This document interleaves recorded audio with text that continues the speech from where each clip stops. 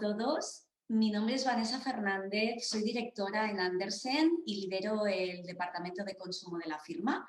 Y en primer lugar quería agradecer al Colegio Profesional de Mediadores de Seguros de Alicante por haber organizado esta jornada y sobre todo agradecerles a ustedes que estén ahí acompañándonos y compartiendo con nosotros esta sesión.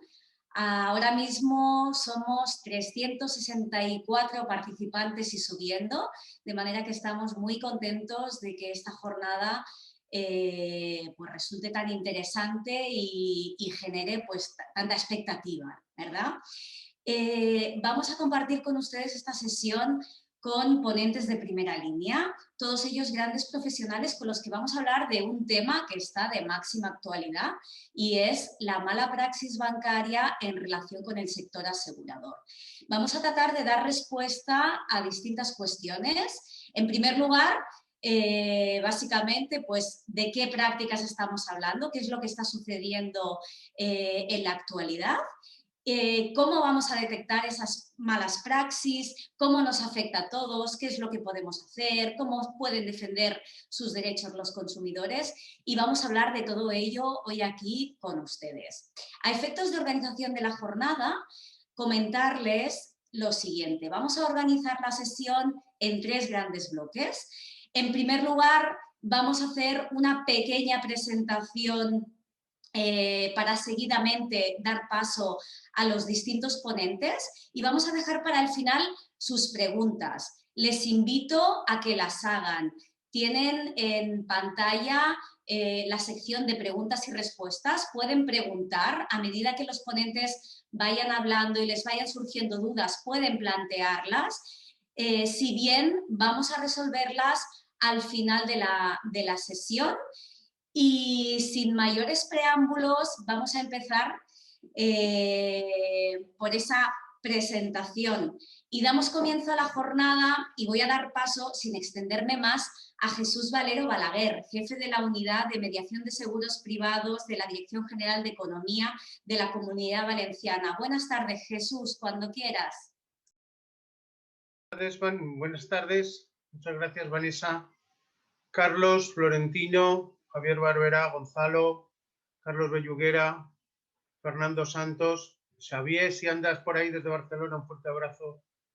Buenas tardes desde tierras levantinas en esta víspera de San José. Felicidades a todos a pesar de los pesares. Los pesares los conocemos todos. Buenas tardes a todos. Bueno, pues durante el mes de junio del año pasado, el Colegio de Alicante, con la colaboración de los colegios profesionales de mediadores de seguros de Castellón y Valencia, de la Asociación de Corredores de Seguros de la Comunidad Valenciana y de APROCOSE, llevó a cabo una encuesta sobre el impacto de la pandemia en la mediación de seguros en la Comunidad Valenciana. Contestaron a la encuesta 257 mediadores entre agentes, exclusivos y vinculados y corredores. En lo que ahora nos interesa de esa encuesta, se preguntaba a los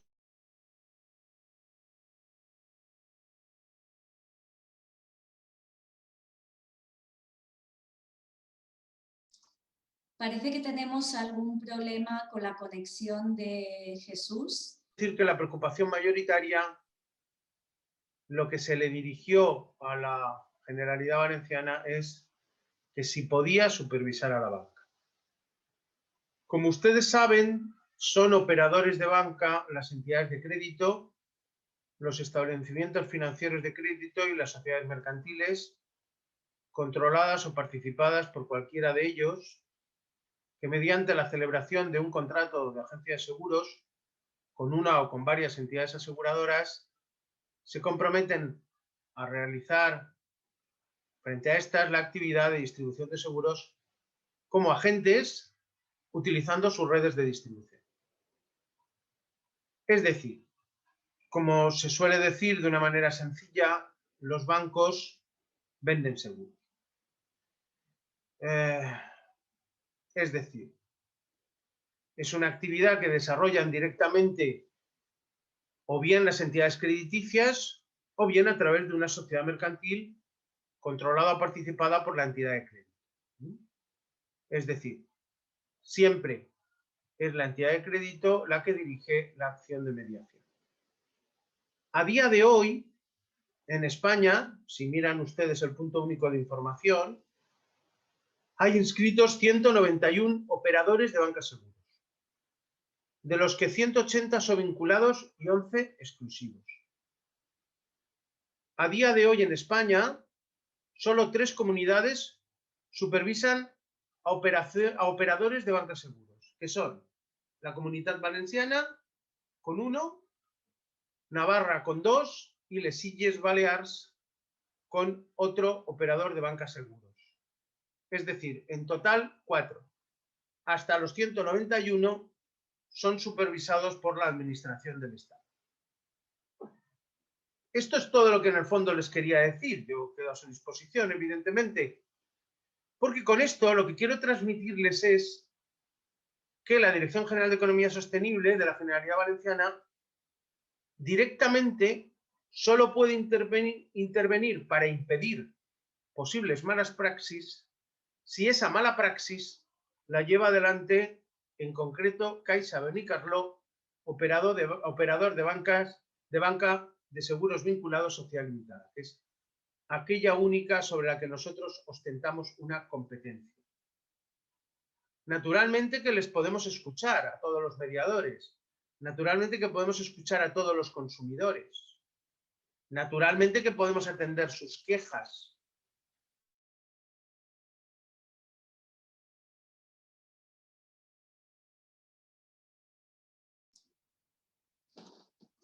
Parece que volvemos a tener algún problema con la conexión de Jesús. Vamos a ver si vuelve y si no daría paso. Jesús, discúlpame, es que hemos tenido un pequeño problema con la conexión. Ah, no se me ha oído. No se te ha oído, te cedo la palabra y seguidamente pasamos al siguiente. Gracias. Sí, perdona, ¿me oís ahora? Sí, sí. Ahora sí, ahora sí. No sé dónde me he quedado, no se ha oído nada. Sí, se ha oído al final, Jesús. Solo al final. Vaya por Dios. Bueno, pues nada. La presentación tampoco. Bueno, pues de todas maneras, no voy a repetir. Es decir, lo puedo repetir, pero bueno, no sé si se ha oído mi saludo a todos. ¿Se ha oído, Vanessa? Sí, Jesús. Lo que te decía es que hemos tenido algún corte, alguna interrupción. Algún corte, no te preocupes, pero el mensaje ha llegado. Eso es que aquí llueve. Cuando llueve todo se moja, incluido al que habla, ¿no? Bueno, pues en realidad lo único que quería concluir con todo esto es que recordar un poco a todos los presentes que la intervención posible de las comunidades autónomas, en concreto la Comunidad Valenciana, en esos 191 operadores de banca seguros que hay, se limita a uno solo. En nuestro caso, en el caso de las Islas Baleares, a otro, y en el caso de Navarra, pues a 2 más, ¿no? Y que el resto podemos atender las quejas de los consumidores, las quejas de los mediadores, pero difícilmente podemos tener alguna capacidad de restricción de prácticas abusivas porque no es nuestra competencia, ¿no? Entonces yo ahora ya os dejo, os doy las gracias por, lamento el corte de sonido, no sé qué pasa, ya sabes, estamos todos aquí un poco con diversos medios y nada, pues daros la bienvenida a todos y agradeceros la invitación. Muchas gracias. Muchas gracias a ti, Jesús. Seguidamente cedo la palabra a Florentino Pastor Tierra, presidente del Colegio Profesional de Mediadores de Seguros de Alicante. Cuando quieras, Florentino. Nada, muy buenas tardes a todos, bienvenidos, benvinguts, benvido, ongi etorri. Sé que nos estáis viendo desde toda España, por eso muy bienvenida con todos los idiomas oficiales de España, a las 607 personas inscritas y ahora mismo 434 participantes. A Javier Barberá, nuestro presidente del Consejo General de los Colegios de Mediadores, quien recientemente ostenta el cargo y tiene el apoyo máximo de todos los colegios profesionales de España, que empieza su andadura. A don Gonzalo Guzmán Fernández, del Banco de España, a Carlos Vallujera, presidente del Consejo de Consumidores y Usuarios, a don Fernando Santos, fiscal de la Audiencia Provincial de Córdoba, a doña Vanessa Fernández Escudero, directora de la Oficina Andersen de Barcelona, y a mi amigo revolucionario Carlos Llull, orador de seguros y defensor del consumidor, que ha ayudado a muchas personas desfavorecidas por la mala praxis de la banca seguros. Y a todos los presidentes de los colegios de mediadores de seguros de España por compartir la jornada con sus colegiados. Gracias, Francesc, Xavi, María José, Jennifer, María Jesús y un etcétera de presidentes. Y por supuesto a mi junta de gobierno, que sin ellos no podíamos haber desarrollado esta jornada. Quiero expresar que los mediadores profesionales, las personas que trabajamos en este sector cada día más competitivo, no estamos en contra de la banca ni de los bancos. Somos firmes defensores de la libre competencia. Defensores de un asesoramiento personalizado que se adapte a las necesidades de cada consumidor y defensores del mercado asegurador, con un mercado regulado, con reglas claras e iguales para todos los distribuidores de seguros, o al menos así debería serlo. Obligar a un consumidor o a una empresa a ligar su financiación a la contratación obligatoria de un seguro o imponerle o aplicar una mala praxis para obtener un beneficio, ¿cómo se le denomina a esto? ¿Sería una extorsión? ¿Sería un engaño? ¿Sería una estafa o un enriquecimiento injusto? Hablo sin tapujos, por la experiencia diaria de nuestros negocios. En este momento que hablo, está ocurriendo en este mismo instante, quizá una familia esté luchando por conseguir un préstamo y le están obligando a contratar un seguro con la misma entidad que les da el préstamo. Y si no, pues no te lo doy. Esta es la realidad que está ocurriendo día a día. No se puede negar, y esto además de socavar la confianza en el sistema bancario, es una mala praxis que sufren los consumidores, porque contratan seguros que no les hacen falta o a un precio y unas condiciones que no son las adecuadas, sin una información precontractual y contractual adecuada. Nos dicen que hay que denunciar, denunciar, denunciar. Estoy cansado de escuchar estas palabras por parte de la Dirección General de Seguros y Fondos de Pensiones. Pero ¿cómo vamos a denunciar si una familia es en una situación, si necesita este préstamo? ¿Qué protección hay para esas personas? Estamos en un sistema diabólico y que hoy más que nunca tenemos que combatir y dar una solución. ¿Quién debe de actuar de oficio? En otros sectores pasa lo mismo, pero no podemos hacerlo solo los colegios profesionales o instituciones del sector.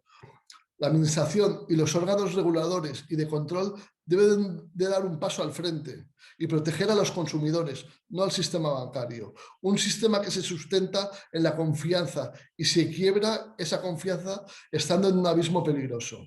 La banca debe empezar a mirar más allá de sus beneficios inmediatos. Debe involucrarse de verdad para acabar con la mala praxis desde sus oficinas y algunas políticas de mandos intermedios.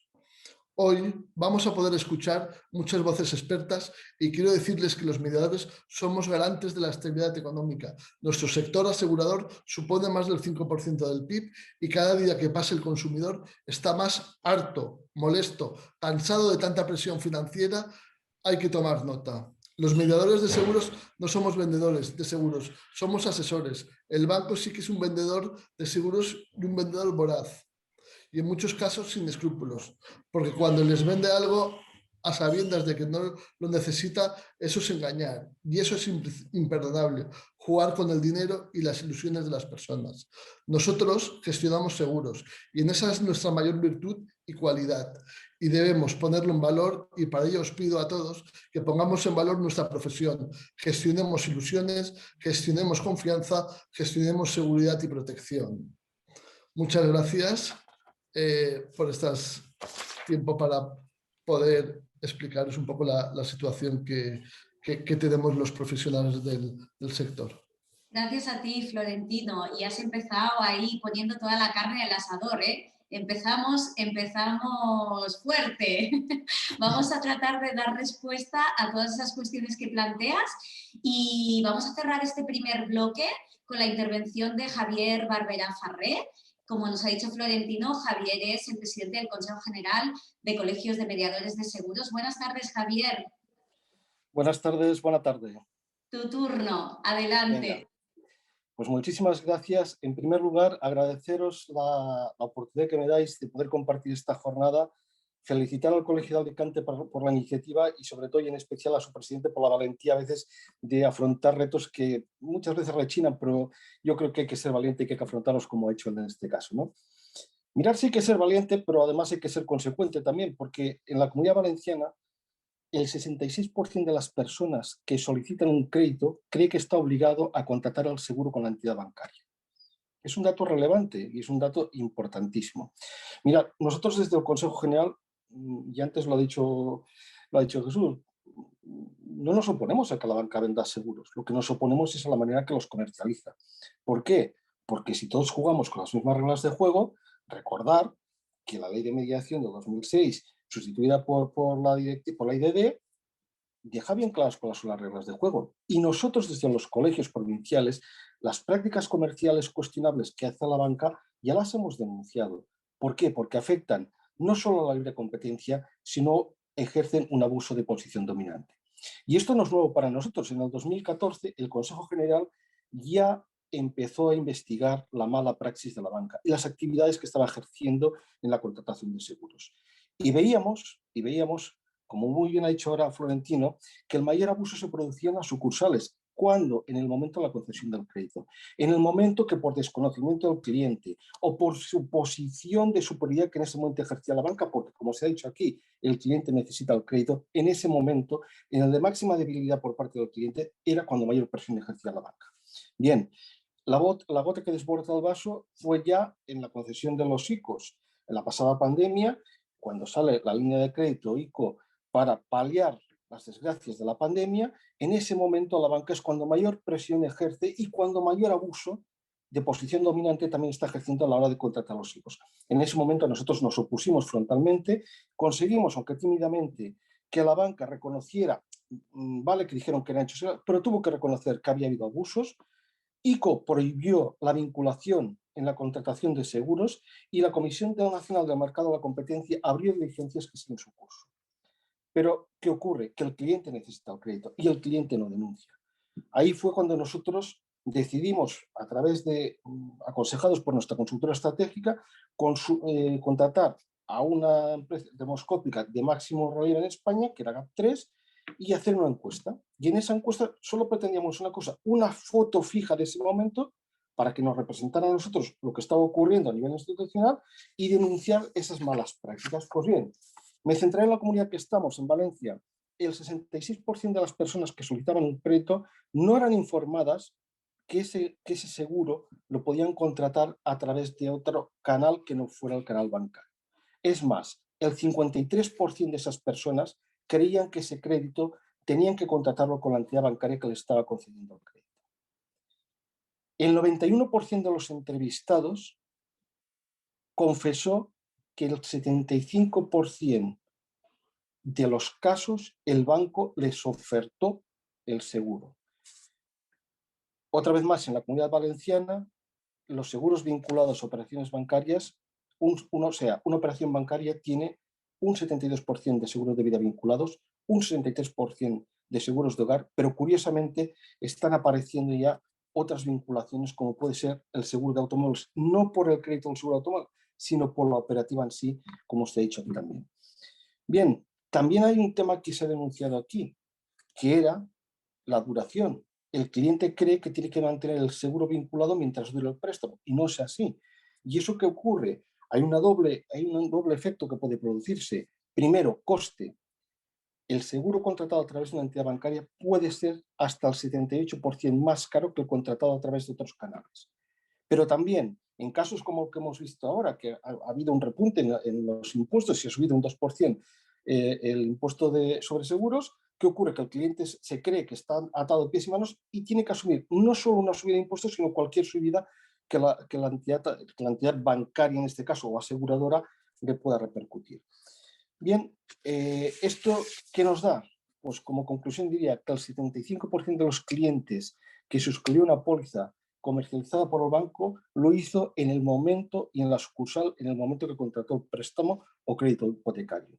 Que Valencia es la comunidad española con mayor número de vinculación y que aparecen ya no solo vinculaciones a seguros ligados a créditos, sino compensaciones como pueden ser autos o como pueden ser seguros de salud.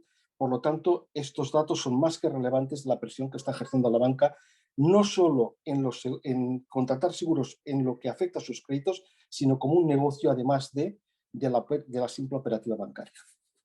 Muchas gracias.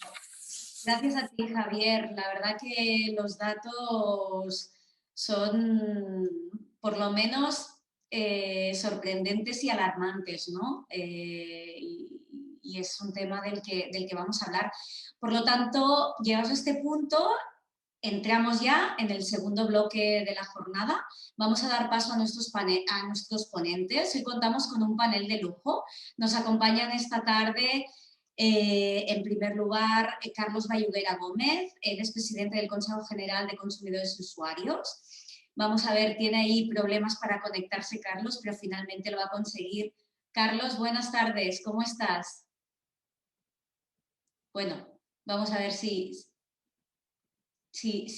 gestionamos el asunto con los servicios técnicos. También nos acompaña Gonzalo Guzmán, él es letrado asesor del Servicio de Reclamaciones del Banco de España. Buenas tardes, Gonzalo. Buenas tardes, Vanessa. Muchas gracias por la presentación. Muchas gracias a Florentino por la invitación. Y quería comentar que, tal como acaba de decir nuestro anterior panelista, efectivamente las entidades vienen obligando desde hace muchos años ya a contratar seguros para otorgar préstamos. Y voy a ceñirme un poquito al aspecto, a los préstamos hipotecarios, que son, digamos, los que tienen unos seguros a más largo plazo y más caros.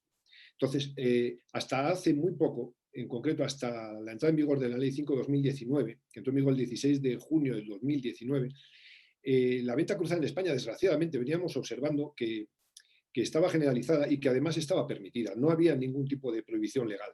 Y de hecho, no había prohibición legal para que la entidad exigiera para la contratación o para la financiación hipotecaria, incluso para la financiación de préstamos a consumo, incluso para el otorgamiento de una tarjeta de crédito, que es una modalidad de préstamo a consumo, exigía una serie de seguros vinculados. Entonces, el cliente no tenía otra, contratas el seguro, te quedas sin financiación. ¿Qué sucede? A partir de la entrada en vigor de esta norma, es el primer instrumento legal que tienen los consumidores para poder defenderse de estas prácticas. ¿Por qué digo esto? Porque para las ventas vinculadas de préstamos, es decir, cuando se exige el contrato de seguro o otros productos financieros, como ya al seguro, cuando se exige el contrato de seguro para la concesión del préstamo, el cliente puede hacer lo siguiente. Y de hecho, vamos a decir lo que establece la ley, establece un principio general de prohibición de exigir productos vinculados para conceder el préstamo. Pero hay dos excepciones. Las excepciones son seguros de amortización para poder cubrir la eventualidad de impago del préstamo por la circunstancia que sea, por fallecimiento, por incapacidad, por desempleo, y el seguro de daños para mantener el valor del inmueble hipotecado, que sirve de garantía real en la operación de préstamo.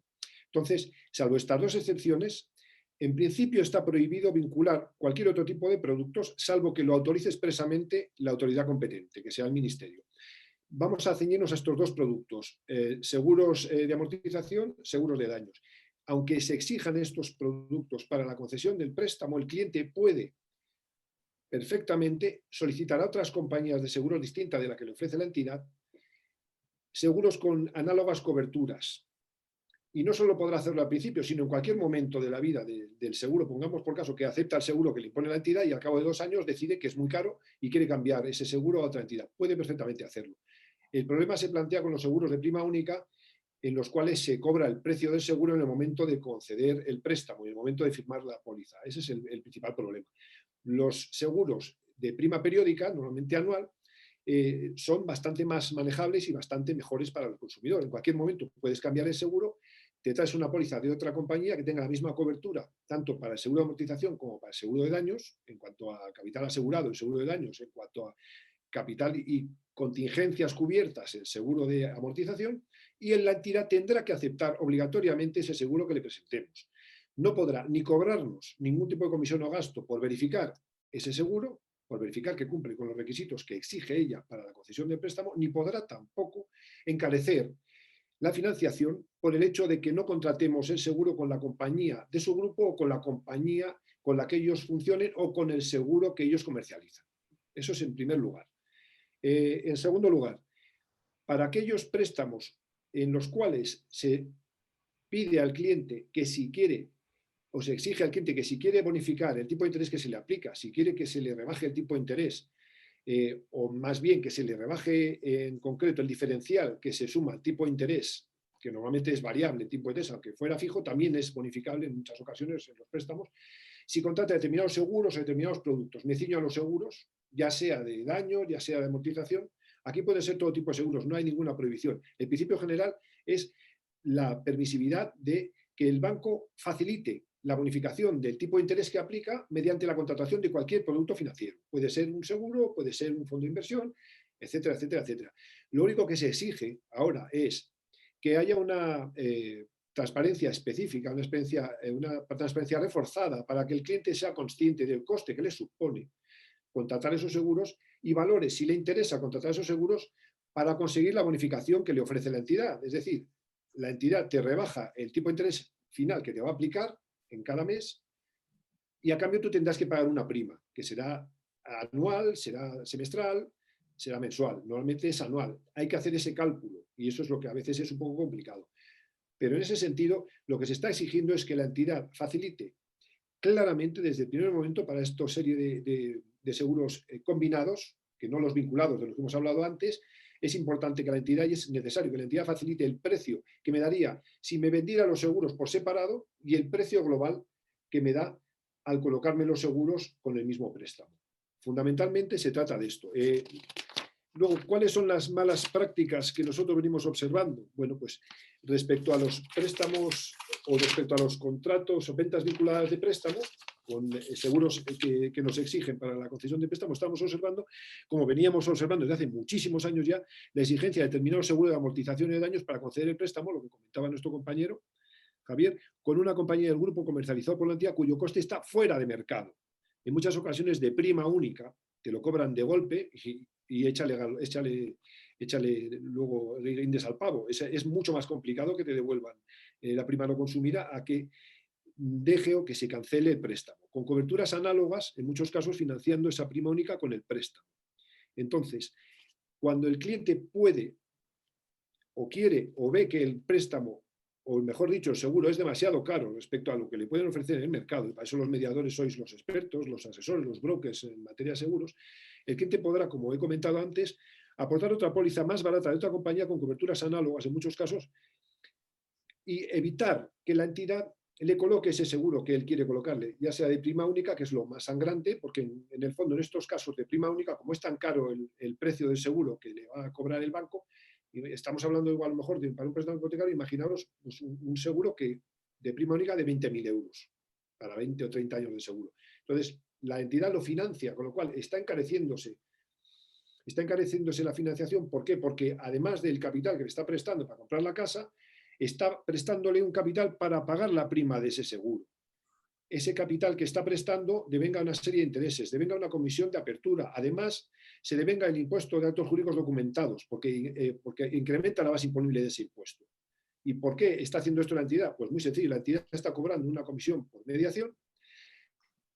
Además de esto, en muchas ocasiones está facilitando que la otra empresa del grupo esté cobrando una sobreprima, un precio totalmente fuera de mercado, y aquí pasa después gloria. Entonces, esto es principalmente el motivo más recurrente de reclamaciones. Otro, en algunas ocasiones se pueden admitir otras pólizas, pero empeorando las condiciones del préstamo, lo que está prohibido, como he comentado antes, o cobrando gastos por analizar esas otras pólizas. También está prohibido. Otra mala praxis, no recoger en la información precontractual que hay que entregar para estos préstamos formalizados a partir del 16 de junio de 2019, para personas físicas, para consumidores, hay que entregar una información precontractual con 10 días naturales de antelación a la fecha en la que se va a formalizar el préstamo con el notario. Pues bien, en esta información precontractual hay que indicar perfectamente cuáles son los seguros que se están obligando a contratar. Hablo de seguros de amortización y de daños, me ciño a estos que son los únicos que se permiten ahora mismo obligatoriamente exigir como condición sine qua non para la concesión de préstamo, sus costes. Y la mala praxis que se está dando en estos casos es que la entidad no recoge ni en la información precontractual ni en el contrato la obligación de contratar ese seguro, ni los costes de ese seguro. Y sin embargo, exige al cliente la firma de esas pólizas en la fecha de formalización del préstamo. La propia oficina, antes de formalizar el préstamo, dice, si usted quiere el préstamo, me tiene que firmar estas pólizas. ¿Qué es lo que sucede? Pues que el pobre cliente firma.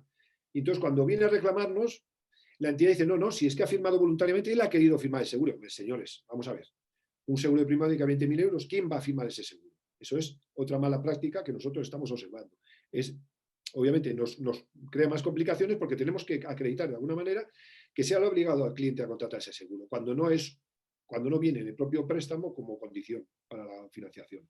Otra mala praxis, no incluir en los costes, el coste de los seguros en la TAE del préstamo, que es la tasa anual equivalente, que es, digamos, el precio de referencia del préstamo para poder compararlos con otros préstamos de otras entidades, es obligatorio, ni tampoco como otros gastos dentro de ese documento. Pongamos por caso de que no lo incluyen en TAE, pero nos dice, bueno, fuera de la TAE hay otros gastos, serían estos, tampoco lo hace. Y por último, no avisar al cliente sobre la conveniencia de cancelar el seguro cuando se amortiza anticipadamente el préstamo, permaneciendo en vigor el seguro con el gasto consiguiente para el cliente. Esto es, vamos, recurrente 100%, no solamente en préstamos hipotecarios, sino también en otra serie de operaciones como préstamos a consumo. El tema de los préstamos hipotecarios es más sangrante porque, como digo, el préstamo tiene una duración normalmente media de 20 años, puede llegar a 30, incluso a 40 años, y el préstamo normalmente, o el seguro, perdón, puede tener, y de hecho suele tener, la misma duración que el préstamo, y si no se va renovando y el cliente no es consciente y le van pasando las primas. ¿Cuáles son las malas prácticas respecto a los seguros combinados que he estado comentando antes? Bueno, pues las prácticas más frecuentes son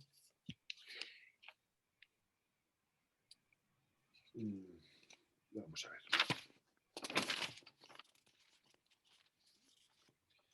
Sí.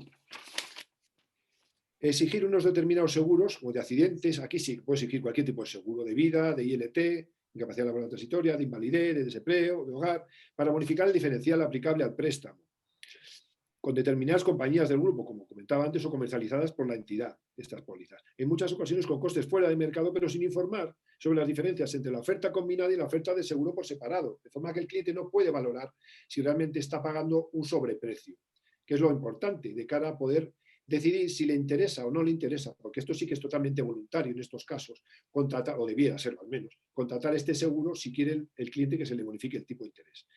Otra mala praxis, no avisar al cliente sobre la conveniencia de cancelar el seguro, exactamente igual que sucedía antes, cuando se amortiza anticipadamente el préstamo hipotecario, permaneciendo en vigor el mismo con el gasto consiguiente para nada, porque ya no hay préstamo y no hay ningún tipo que bonificar.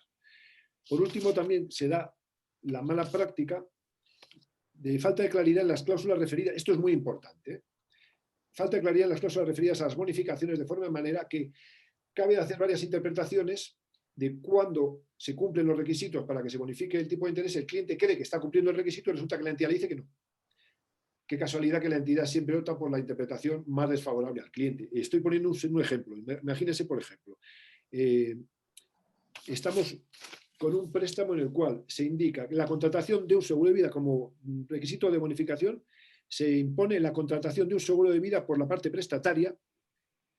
Entonces el cliente dice, un seguro de vida, vale, pues si somos mi mujer y yo los prestatarios, contrata ella o contrato yo. Contrate ella, que es más barato, porque normalmente las mujeres tienen una prima más baja. Pues entonces la entidad dice, no, exijo un seguro cada uno de los prestatarios, porque es que entiendo que cuando hablo de parte prestataria, hablo de ambos prestatarios. Entonces, nosotros estamos considerando sí o sí en estos casos, en los que no hay una claridad meridiana, que se está actuando en contra de los intereses del consumidor y que además, según el principio del Código Civil, que se establece en 1288, la interpretación de las cláusulas oscuras de un contrato nunca podrá favorecer a la parte que hubiera ocasionado la oscuridad. Esto es una cosa impepinable. Y luego termino ya un poquito con otra serie de malas prácticas que no hace falta un poco explicar la normativa, la conocemos casi todos, la normativa de servicios de pago, básicamente para que la gente entienda, es el cargo en cuenta de recibos de seguro sin acreditar que nosotros hemos facilitado previamente la autorización para que nos carguen en cuenta esos recibos, sin que la entidad aporte ni póliza firmada por el cliente o similar documento, o al menos la cláusula en el contrato del préstamo que habilite a la propia entidad prestamista para contratar el seguro en nombre y a cargo del cliente, en el caso de que éste no lo haya hecho y el seguro sea obligatorio. Esto es un caso que se da en muchísimas ocasiones, más de las que nosotros pensamos. El cliente dice, yo no he contratado ningún seguro. Y la entidad resulta que no nos acredita que el cliente haya formalizado ninguna póliza de seguros y tiene que devolver el cargo. Otro caso muy frecuente también, cargo en cuenta de recibos de seguros a pesar de la orden de revocación previa del cliente. La orden de revocación es decir, no me carguen más seguros de ninguna compañía. Si la entidad, a partir de ese día que ha dado el cliente la orden de revocación, carga cualquier tipo de seguro que esté dentro de la orden de revocación, esto es un quebrantamiento de normativa. Esto es un quebrantamiento de normativa de disciplina, de ordenación y disciplina, y es sancionable. ¿Por qué lo hace la entidad? Pues porque a la entidad le interesa que siga cobrando su aseguradora y la entidad le interesa tener todavía esa cobertura de ese seguro. ¿Qué es lo que pasa? Bueno, pues la entidad invoca siempre que no se ha cumplido con el preaviso de un mes que está, digamos, previsto en la Ley de Contrato de Seguro 50.1980 para cancelar el seguro. Nosotros le decimos, no, mire usted es depositario de los fondos del cliente, usted no es quien para decidir si cumple o no cumple las condiciones, o mejor dicho, las órdenes explícitas de su cliente. Usted tiene que devolver ese recibo, porque ese recibo no tiene autorización, se ha revocado la autorización. Entonces, nosotros lo que decimos es que, independientemente de la relación, digamos, que une a la entidad con el cliente, es decir, la entidad como depositaria de fondos y el cliente como titular de ese depósito, es totalmente diferente a la relación que pueda unir y que une al cliente, el tomador o asegurado, con la compañía aseguradora. Ya se encargará la compañía aseguradora de reclamarle extrajudicialmente o judicialmente la prima que no ha pagado, porque no ha cancelado con el suficiente preaviso el seguro. Eso es una cosa impepinable. Otro supuesto. Negativa a devolver recibos de seguros a pesar de la orden expresa del cliente dentro de las 8 semanas posteriores al cargo. Señores, ahora mismo la Ley de Servicios de Pago habilita a cualquier consumidor para que los cargos de los recibos de no solo de seguro, sino cualquier tipo de recibo domiciliado, se puede devolver dentro de las 8 semanas después del cargo, se puede devolver siempre, salvo que la entidad haya pactado con el cliente que no se puede devolver en el caso de que se haya informado directamente o se haya facilitado directamente por el cliente a la entidad esa autorización para el cargo, y que además la entidad, o mejor dicho, que se haya informado, en cualquier caso, con una antelación de 4 semanas a la operación de pago de cuál es el importe y en qué condiciones se da esa información, tal como se haya pactado. Hay que tener mucho cuidado en los contratos de cuenta corriente porque suele venir esa cláusula. Las entidades son muy listas y entonces, obviamente, hacen uso de esa excepción que contempla la ley al principio general de posibilidad incondicional de devolución de efectos domiciliados, de recibos domiciliados. Que tenga en cuenta eso la gente. Y luego otra posibilidad, otra mala práctica, es la negativa a devolver recibos de seguros cuyo cargo no esté autorizado en absoluto, lo que hablamos al principio. Tenemos 13 meses para solicitar la devolución de los recibos que no hayamos autorizado. 13 meses.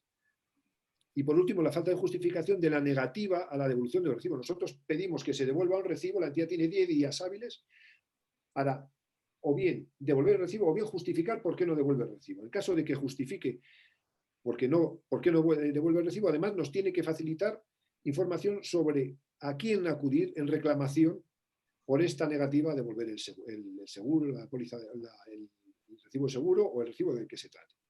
Y por último, termino ya mi intervención con una pequeña alusión a otras actuaciones de las entidades relacionadas con seguros y referidas en concreto a las comunicaciones por el cliente de siniestros asegurados. Pongamos por caso el seguro de amortización.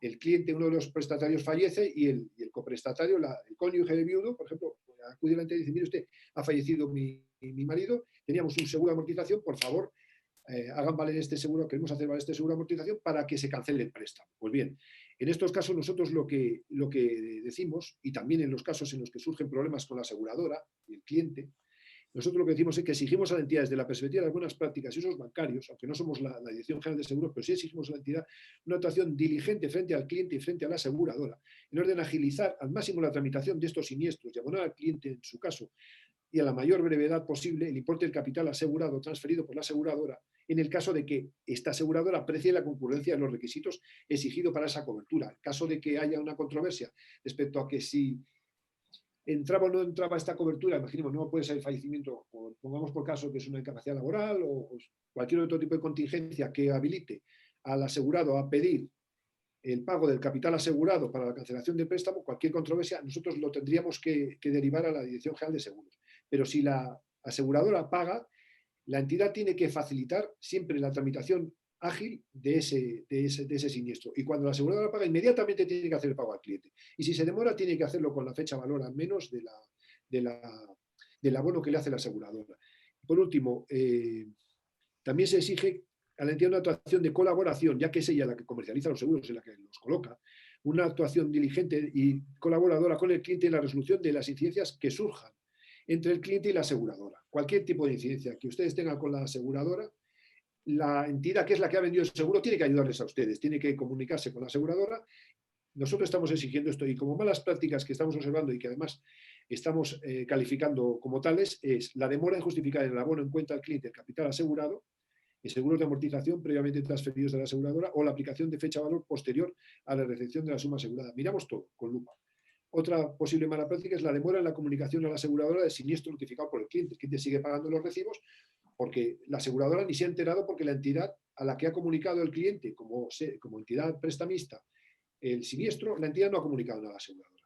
Otra mala praxis, y termino, es la negativa a mediar ante la aseguradora frente a conflictos surgidos con su cliente derivados del seguro suscrito. Imaginemos que me sube de una manera exorbitada la prima de un año a otro, sin ninguna justificación, sin haber dado ningún tipo de parte de siniestro.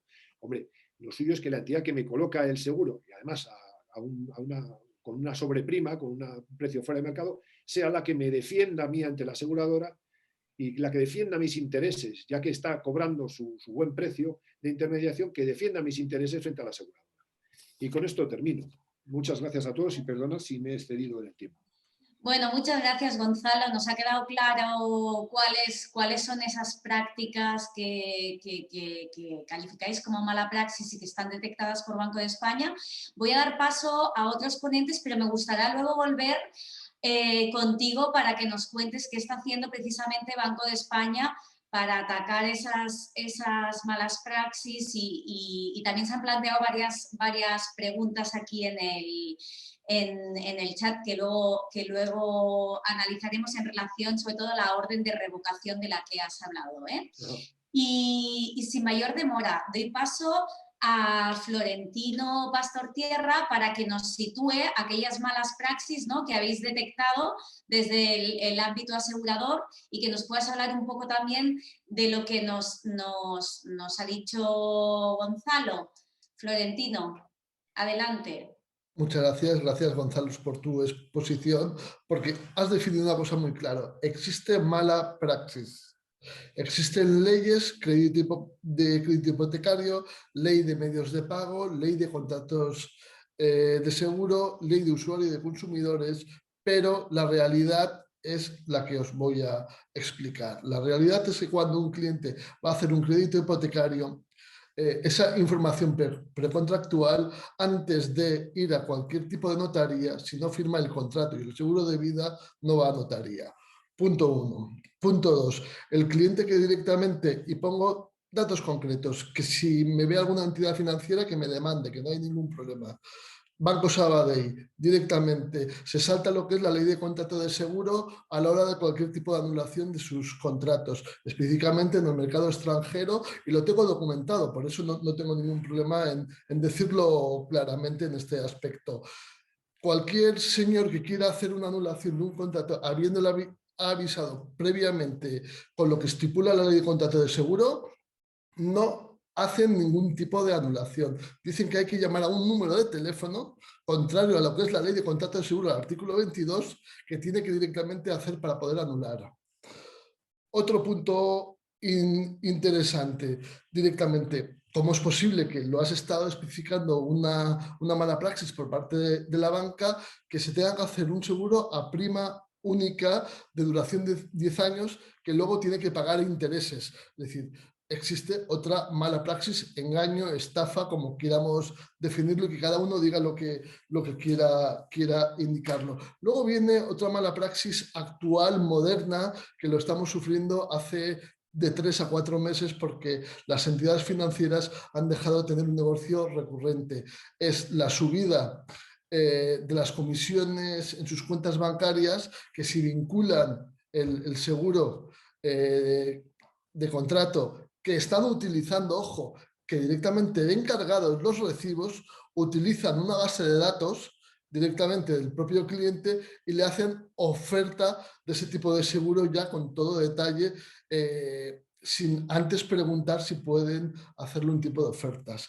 mala praxis a la hora de contratación de producto, mala praxis cuando directamente existe un crédito hipotecario, cuando te vas a comprar un coche, algunas entidades financieras se han inventado el seguro de amortización que te cobran 1.800 euros en un préstamo de 10.000 euros, que es el tipo de interés que se están llevando. Existe mala praxis, mala praxis, mala praxis, leyes, leyes, leyes. Pero la realidad es, ¿qué podemos hacer ante esta situación? ¿Por qué no actúan de oficio? ¿Creéis que el consumidor puede denunciar? Es decir, sí que hay. Yo os haría una pregunta, básicamente, ¿es tan difícil coger un listado de todos los créditos hipotecarios que hay, el impuesto del IPS que se paga, se cruza datos, se ve qué tipo de contratación han habido y veréis que el resultado que hay en contratación en los seguros de hipoteca, veréis que más del 95% son contratados por entidades financieras. Y si no es así, dejo mi cargo. Como presidente del Colegio de Alicante, lo dejo. Es decir, eso se llama imposición. Digamos lo que digamos, mala praxis, engaño. Luego tenemos claro que hay un problema. Os hago a todos vosotros que si habéis pedido un crédito, os han indicado que hay que contratar obligatoriamente un seguro por parte de la entidad financiera. Entonces, claro, existen muchas leyes que está claro que el perjudicado, que es el consumidor, no tiene opción. Hay que actuar de oficio. El Banco de España puede actuar de oficio. Las asociaciones de consumidores pueden hacer una acción para que el gobierno actúe de oficio. La Fiscalía de Consumo puede actuar de oficio. La preocupación de la mediación profesional es, queremos una regla en común de todos, es decir, para que nos demos cuenta por parte de nuestro jefe de una mediación aquí en la Comunidad Valenciana, dice que solo puede supervisar a una parte de esa mediación, que son los corredores, pero no se puede meter en contratos de banca seguros. Es decir, han tenido problemas en el tema de las cláusulas suelo, del tema de entidades financieras, y han actuado de oficio.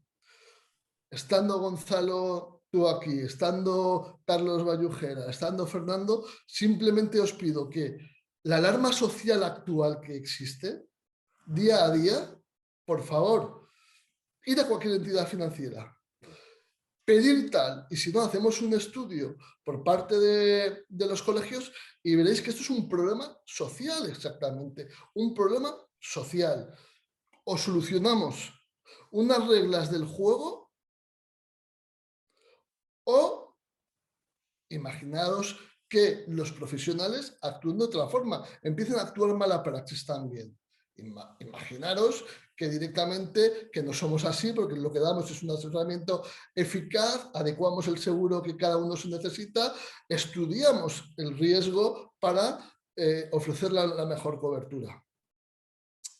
¿Tanto miedo tenemos a los bancos? ¿Tanto lobby hace la banca por parte del gobierno? En ese aspecto no entiendo las circunstancias que se están habiendo. Yo os pongo simplemente, es decir, soluciones. He visto que Gonzalo lo ha indicado muy bien para los recibos que están cargados. En la cuenta hay una ley de medio de pagos que por parte del colegio os enviáramos a todos los participantes la hoja para que lo tengáis como formulario. Está perfecto. Para los seguros de vida está lo que es la ley de contrato de seguro, el artículo 83.1a, que puede directamente, pasado un mes, poder anular. También os pasaremos un modelo para que lo sepáis. Directamente, si se contrata el seguro a distancia, lo que es la ley de usuarios y consumidores, hay un plazo también. Pero por favor, hay tres tipos de soluciones. Actuar de oficio, que se promueva un artículo en la ley de contrato de seguro, que cualquier tipo de contrato esté gestionado por cualquier distribuidor, que se pueda anular como tanto en seguro de personas como en seguro de daños, para que pueda tener libremente libre contratación por parte del consumidor. Es decir, lo has definido, Gonzalo, existe mala praxis día tras día. Mi pregunta es, ¿se han sancionado a las entidades financieras? Y si las ha sancionado, ya hay una casuística, soluciones. Hay muchas leyes, pero no se están aplicando y directamente los empleados de las propias entidades financieras, es curioso, es decir, para poder vender un seguro tiene que tener un asesoramiento previo. Lo que es la ley de mediación, la ley de mediación lo dice claramente, tiene que tener una formación previa y dar un asesoramiento. Si es que se contratan hasta por teléfono, directamente sin unos requisitos previos, ya hacen lo que tengan que hacer, pero eso no es correcto. Es decir, imaginaos que nosotros empezáramos a dar dinero a todo el mundo o coaccionáramos a nuestros clientes. Dice, no, es que yo el seguro de ciclomotor no te lo hago si no te hago el seguro de la casa, te hago esto, tal. Y esto es lo que hay. Pues haríamos un mercado un poco salvaje. Simplemente es añadir un poquito de situaciones en este aspecto para que podáis tener debate. Actuar de oficio. Muchas gracias, Florentino. La verdad que Tomo el guante, cojo el guante, le cojo el guante. ha sido muy clara tu exposición. Y Gonzalo, luego tienes tema aquí para resolver, ¿eh? Ahora cedo la palabra a Carlos Lluc Cerdá, es corredor de seguros, presidente de Controlab Insurtech, y vamos a seguir insistiendo en este tema desde la óptica de los seguros y desde las trincheras. ¿Qué nos puedes contar, Carlos? Buenas tardes. Hola, buenas tardes a todos y a todas y muchas gracias al Colegio de Alicante por esta invitación. Decirle a Gonzalo que la 992, la ley 992 y la ley 26/2006 y el actual Real Decreto 3/2020 tienen un articulito o un punto que siempre ha dicho, insisto, desde el año 92, prohibido a la agente de seguros, que en este caso el OBS, la banca de seguros lo es, prohibido imponer directa o indirectamente un contrato de seguro. Es decir, ahí tenemos lo que es la ley hipotecaria, llamada ley hipotecaria, que ha recalcado en ese tema, pero antes, mucho antes del 2019 ya teníamos ese tema y el Arco del Triunfo no ha parado de ver desfiles bajo su estructura. También tengo que decir que, al igual que el Black Friday, ¿no?, pues que hay empresas que son conocidas por elevar el precio antes para luego ofrecer un descuento, pues lo que es completamente un artificio es un simple decorado de cartón piedra, es el tema de ofrecernos unas condiciones que están fuera por completo de mercado para luego bonificar con unos descuentos si contratas los seguros. Entonces, lo digo porque tampoco nos tienen que tomar por tontos. Y voy a hacer un pequeño viaje básicamente con dos escenarios, porque me parece que las analogías son buenas, ¿vale? Y la primera es que voy a decir que nuestros queridos bancarios no son de este mundo. Es decir, son extraterrestres y lo voy a demostrar. Es decir, para empezar, es porque las leyes humanas no les aplican. Es decir, ellos van a su bola y nuestras leyes como que no son para ellos, ¿no? Además de eso, se sienten seres superiores, porque desde luego las cosas siempre van de arriba hacia abajo. Es decir, tú vas a hacer lo que yo te diga o te desintegro financieramente. La tercera cosa es que, y eso lo sabemos muy bien los corredores, los agentes, es que son capaces de abducir a la gente durante 30 o 35 años. Es decir, ese consumidor desaparece del planeta Tierra porque no hay Cristo que le pueda ofrecer algo diferente de seguro de lo que tiene, porque resulta pues que no. Es que simplemente te he pillado por 35 años y durante 35 años vas a desaparecer del mercado.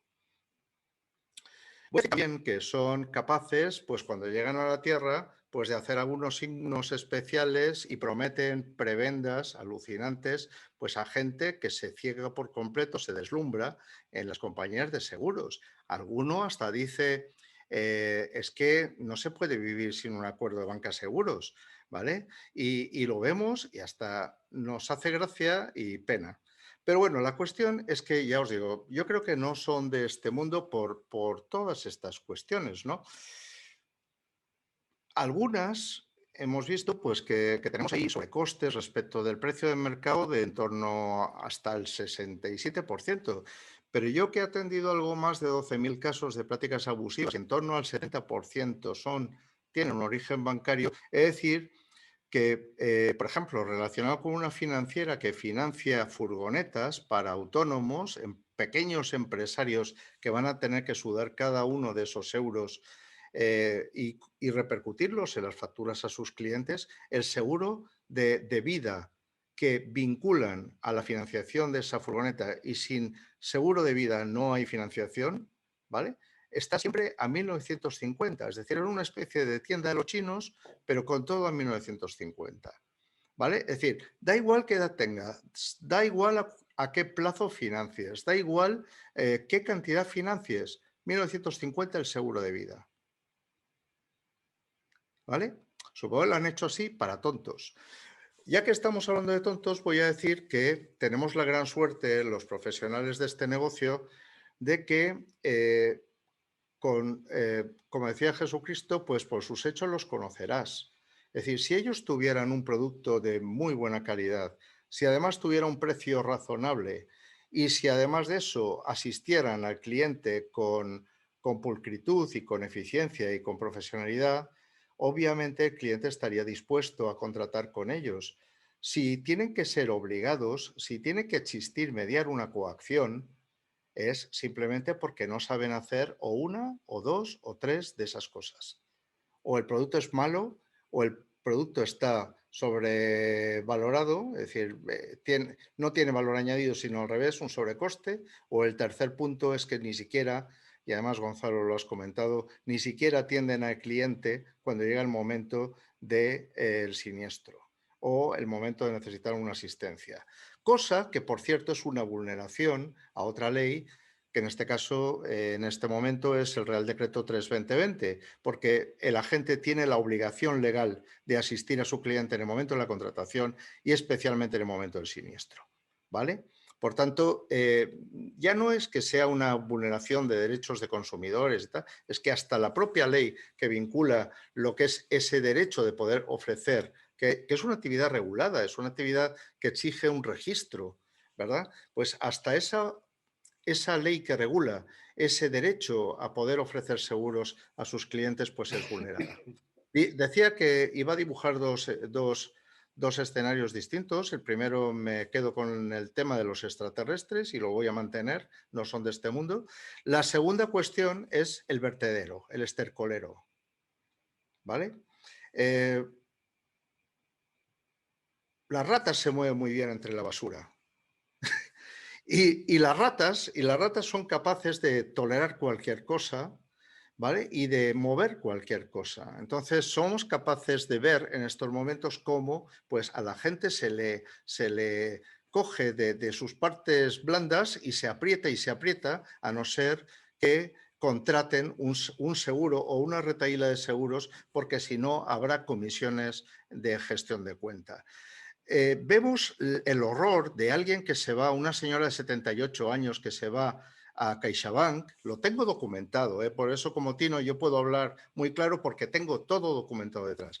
Entonces, 78 años se va a CaixaBank para financiar 15.000 euros para la compra de un vehículo para su hijo que se ha quedado en paro y sin coche, no va a poder trabajar, y entonces le dicen, bueno, pero te tendremos que hacer un segurito. Vale.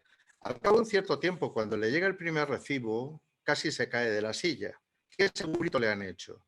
Le han hecho un seguro de decesos a prima única a esa señora de 78 años, que le han cobrado 5.300 euros y el seguro cubre 3.250.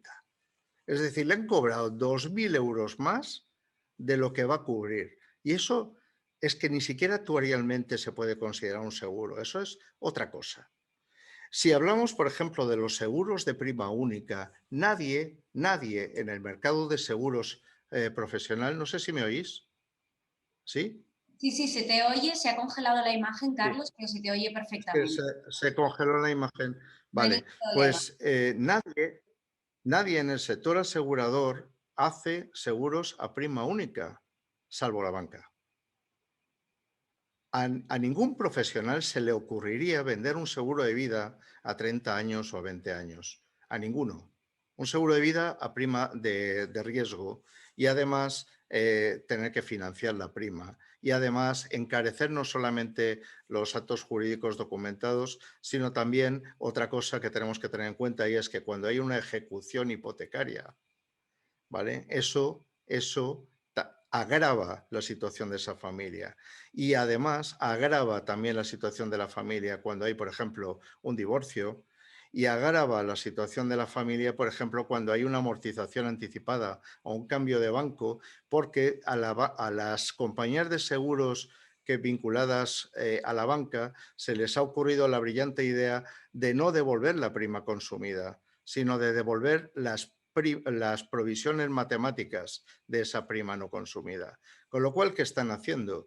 Se están apropiando del beneficio que habrían dejado los años futuros, que realmente eso también el texto refundido de la Ley General de Defensa de Consumidores y Usuarios prohíbe expresamente facturar o cobrar por servicios no prestados, pues lo están haciendo. Diré además que en el seguro de hogar están incluyendo una cláusula de beneficiario en el que yo he visto cómo se quedaban las indemnizaciones por el contenido de la vivienda. O lo que ocurrió en Lorca, donde se agenciaron las indemnizaciones del consorcio, dejando a la gente con una ruina, para la que luego tenían que buscar otro préstamo. Pero claro, no vas a conseguir otro préstamo en buenas condiciones para reconstruir una ruina que si tienes una casa correctamente edificada. Entonces, las nuevas condiciones eran muchísimo más gravosas. Tampoco se puede hacer una cesión de derechos, porque una cesión de derechos implica, y esto lo ha dicho la Dirección General de Seguros, indica que estás transformando al banco en tomador con todos los derechos. Es nuevamente esa raza superior que está dominando a la raza inferior. Estamos confiriéndole todos los derechos sobre ese contrato al banco. Y eso no es correcto. Cuando la ley de contrato de seguro lo que dice es que el banco será acreedor preferente. Pero incluso, hasta yo colgué un tuit de una compañía de seguros que opera con un banco y comparando lo que era la cláusula de hipotecaria que tiene para un cliente normal, un cliente libre, y comparándola con la del banco para el que tiene un acuerdo. Y las dos cláusulas son tan distintas, confieren unos derechos tan distintos al banco y suponen una situación tan gravosa para ese consumidor que eso no tiene sentido. El abuso en la contratación, de todas formas, solamente es la puntita del iceberg. El desastre enorme surge cuando personas que no tenían cualificación ni tenían tampoco ningún interés por hacer esa colocación de un seguro correctamente, pues lo que han hecho ha sido un desastre. Y entonces cuando se materializa el siniestro, entonces es cuando te das cuenta de las consecuencias reales, porque ya no hablamos ahí del precio del seguro o de si las coberturas, es que hablamos incluso de la mismísima definición de riesgo. Y yo tengo casos en los que empresas han quebrado debido a que el banco ni siquiera había tenido el detalle de cambiar la actividad que tenía la empresa que anteriormente usaba esa nave, para que os hagáis una idea. ¿Vale? Auténticas barbaridades. ¿Qué es lo que propondría yo? Propondría, para empezar, las malas prácticas, Gonzalo, deberían ser públicas. Porque hoy en día, si hay algo que puede mover un poco a la autorregulación, es precisamente el impacto en la reputación, el impacto en la marca de los like y los dislike. Es decir, vivimos en esa época. Entonces, las malas prácticas no hay que meterlas debajo de la alfombra. Lo que hay que hacer es comunicar, pues, esta entidad, incluso establecer a lo mejor un barómetro de entidades y decir, esta está teniendo un mejor comportamiento, esta no. Tendríamos que prohibir ciertas prácticas que, ya os digo, no son no se dan ni siquiera en el resto del mercado. Por ejemplo, habría que prohibir los seguros a prima única. O mejor dicho, habría que prohibir cualquier seguro vinculado a banca, vinculado a un préstamo que tuviera una duración a más de un año. De la misma forma que habría que prohibir esa abducción del cliente y, por tanto, el cliente debería ser capaz de liberarse de un contrato que a lo mejor descubre que es demasiado caro, que a lo mejor descubre que es malo o que no le funciona. Imagínate, por ejemplo, verte condenado a vivir durante 10 años con una compañía de seguros del hogar que te está atendiendo mal los siniestros. ¿Eso qué lectura tiene? ¿Cómo se puede tolerar? ¿Verdad? Otra cosa que habría que prohibir es vincular la contratación de cualquier producto a un descuento en el producto financiero. El producto financiero debería ser capaz el banco de venderlo obteniendo un beneficio, pero no jugando, entiendo yo, con la parte técnica que es la que afecta a la solvencia de la entidad financiera. El banco no va a obtener o no debería obtener a través del seguro tanto volumen de comisión como para que eso justifique arriesgarse en el ámbito del tipo de interés, del diferencial. Es decir, debería hacer que el préstamo fuera rentable por sí mismo y dentro de un entorno competitivo. No. El tema es ese. Garantías excesivas. Por ejemplo, si tenemos un préstamo con una garantía real, que es la vivienda, ¿por qué nos estamos pasando por el forro el texto refundido de la Ley General de Defensa de Consumidores y Usuarios, donde dice que la imposición de garantías excesivas, y ahí voy al seguro, por ejemplo, de vida, es decir, es que usted ya tiene la casa. Si este señor o esta señora se quieren un seguro de vida para proteger a su familia, muy bien, pero a lo mejor la solución no es liquidar el préstamo. A lo mejor la solución es, con el dinero del seguro de vida, comprar otra propiedad, arrendarla y con los frutos poder pagar, por ejemplo, el préstamo. Y además se ha adquirido una mayor masa patrimonial, ¿verdad? ¿Qué interés estamos cuidando? ¿Estamos cuidando el de la familia que queda expuesta al fallecimiento de una persona o estamos cuidando el del banco? También lo que tendríamos que ir con cuidado es porque se está manejando un concepto que es el de la seguridad jurídica que favorece exclusivamente a una parte. Debería ser obligatorio para ciertas disputas de menor importe, como por ejemplo en la legislación de transportes, donde para disputas de menos de 4.000 euros se puede acudir, o mejor dicho, se tiene que acudir obligatoriamente al arbitraje. Entonces, cuando haya disputas de escaso importe, habría que habilitar al consumidor para que pueda utilizar un canal rápido, eficiente, ejecutivo y además de esto gratuito, como es por ejemplo el arbitraje. Una de las cosas a las que juega la banca es al cansancio o a la disuasión del coste de una vida jurídica o de un camino judicial que se puede extender por décadas. ¿Vale? Entonces, eso hay que modificarlo. También, por otra parte, habría que hacer que, de la misma forma que en seguros de vida el 83.1a favorece o permite lo que es el desistimiento en el plazo de 30 días desde la fecha de contratación del seguro de vida, pues eso debería ser extensible a todo ramo de seguro. Es decir, cuando el asegurado se dé cuenta de que ha sido víctima de una práctica abusiva o de que se le está cobrando un sobrecoste o lo que sea, debería poder reaccionar de alguna forma en defensa de sus intereses. También, por otra parte, creo que hay que acabar con otra historia, que es también uno de los focos de los males que vive, y es el notario del banco. Es decir, el notario del banco no puede ser. El notario debe de ser una persona independiente que además profesionalmente asesore, cuide de la parte más débil y, por tanto, tiene que ser capaz, por una parte, de advertir de lo que se está haciendo en ese contrato, pero también de aquello que a lo mejor puede pasar oculto, pero forma parte de los derechos o forma parte de la transparencia contractual. Y en este momento, lo que yo recibo es el input de, bueno, ahora yo salgo y ustedes arreglen los flecos, ¿vale? Y eso no es tolerable. Finalmente, y ya para terminar, creo que también hay otra cuestión que deben conocer nuestros compañeros corredores y agentes que están aquí acompañándonos hoy, y es que las prácticas abusivas y las cláusulas abusivas se pueden llevar ante la autoridad de consumo de la comunidad autónoma, sin problemas.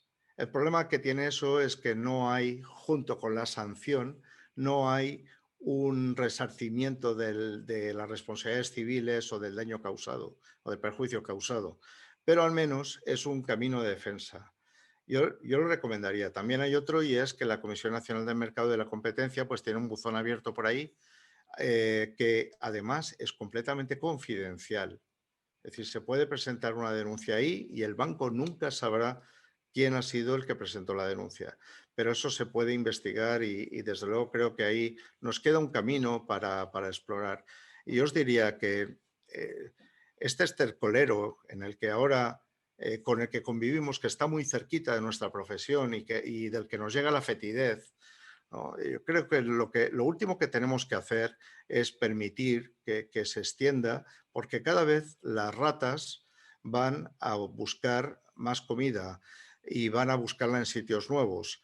Y antes decía Tino que hace 3 meses, pues más o menos, o a final de año, pues han empezado con el tema de las comisiones de cuenta, y lo que tenemos que preguntarnos es, si no hacemos nada, ¿cuál será el siguiente paso? ¿Verdad? Entonces hay que ser decidido. También quería decir... Carlos, ya te has sobrepasado. Bueno, pues lo dejo. No. Lo dejo, gracias y perdonad. Gracias a ti, que si no, no tenemos tiempo y hay un montón de preguntas. Muy interesante. Me ha parecido muy interesante pues todas aquellas soluciones o propuestas de solución que planteas y caminos diversos. Pero ahora vamos a dar paso a don Carlos Bayovera Gómez, presidente del Consejo de Consumidores y Usuarios. Carlos, he visto que estabas ya escribiendo en el chat después de la intervención de Gonzalo, ahí diciendo qué efectos tienen, ¿no?, todas estas malas praxis o qué pueden hacer los consumidores, cómo se puede actuar desde las distintas asociaciones de consumidores. ¿Cuál es tu visión y qué soluciones propones? ¿Qué puede hacer el consumidor? Buenas tardes, Vanessa. Muchas gracias por la invitación a participar en esta jornada. Hemos escuchado a mi tocayo Carlos Lluch describir una situación deprimente, ¿no? Vaya, en todo caso, y entre paréntesis, mi simpatía para los animales ratas, que no tienen la culpa de todo lo que está pasando en este mercado. Es deprimente, ciertamente deprimente. Pero yo quiero apuntar sobre todo a un elemento de esperanza. Una sesión como la que estamos celebrando hoy es fundamental. El seguro, como tema informativo, ocupa el penúltimo lugar en los noticiarios. El tema del seguro es un tema muy especializado, es un tema que no concita la atención de las personas consumidoras. Todos tenemos un seguro, no sabemos muy bien qué seguro hemos contratado. Cuando alquilas un coche, entre la sábana de papeles que te dan, hay también un seguro, no sabes muy bien en qué términos. Entonces, el arrojar luz, como ocurre en este foro, aunque sea dirigida a un ámbito especializado, es ya un motivo de esperanza. Y desde luego ocurre que salen a la luz las malas prácticas. Malas prácticas que puede parecer que sean nuevas, no son nuevas. Digamos, el abuso es muy serio y conviene, por tanto, denunciarlo. Yo, que no quiero ser ingenuo, cuando uno entra en disquisiciones jurídicas sobre si las aseguradoras, si los bancos deben cumplir la ley, pues me digo, ¿cómo no habrían de cumplir la ley? ¿Cómo no habrían los bancos que conceden una hipoteca a cumplir la ley si la ley de crédito inmobiliario ha legalizado todas las prácticas de contratos combinados y vinculados de la banca y además prevé legalizar otras nuevas en ciertas condiciones estrictas, haciendo una transposición completamente adulterada de la Directiva de Hipotecas Residenciales, que dice que las prácticas de contratos combinados y vinculados están prohibidas en el mercado interior. Bueno, eso será en el mercado interior que no sea España. En España todo lo que se estaba haciendo ha sido legalizado, porque claro, cuando se dice que en la hipoteca se puede imponer el seguro de amortización o el seguro de daños, pues, o sea, ya se está legalizando todo lo que se estaba haciendo. ¿Qué más se quiere hacer? ¿No? Porque... y claro, esto es sumamente serio y sumamente grave. Hay que decir, por otro lado, y hay que llamar, como también se ha hecho aquí, hay que llamar a la competencia en el mercado. Esta legalización de malas prácticas que contempla nuestra ley de crédito inmobiliario, esta legalización es una permisión, pero los aseguradores, las buenas empresas en el mercado no están obligadas a incurrir en estas prácticas, pueden competir en estos términos, ¿no?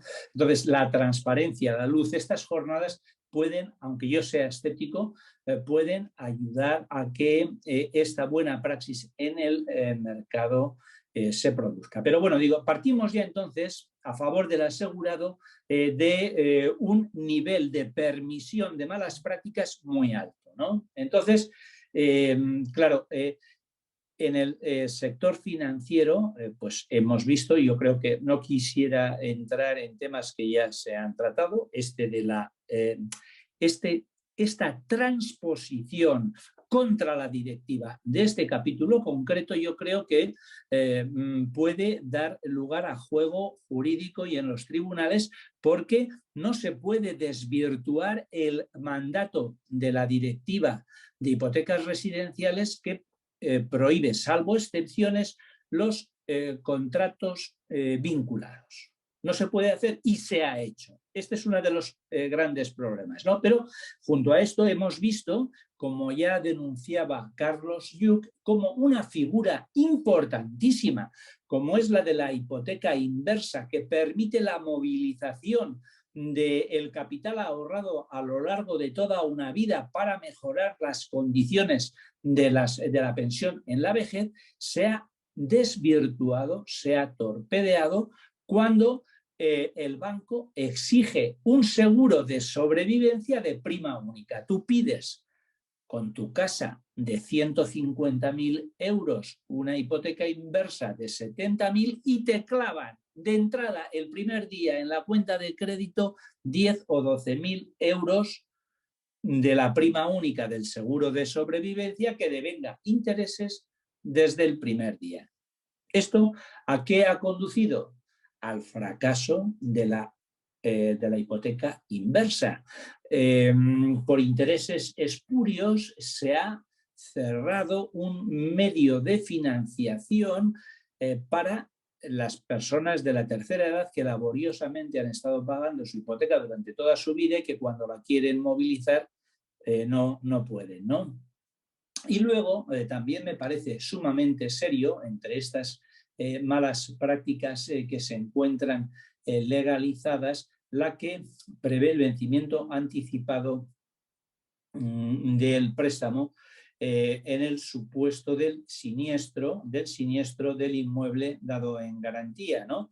Uno está pagando el préstamo hipotecario, paga todas las cuotas, se le incendia la casa y por el solo hecho de que se le haya incendiado la casa, tiene que, o sea, le vence el préstamo y de pronto tiene que pagar todo el capital. Oiga, pero si yo estoy cumpliendo, estoy pagando mi hipoteca y voy a recibir un dinero por el siniestro, pues déjeme utilizar ese dinero para reconstruir mi vivienda y no me obliguen a destinarlo, a dejar mi casa hecha una ruina, a devolver el dinero, ¿no? Eso es muy importante porque para un sector que defiende el contrato de seguro como un instrumento hábil para precisamente salir de los siniestros por la previsión que tiene lugar por el pago de las primas, pues, o sea, es muy malo porque eso inhabilita al seguro como instrumento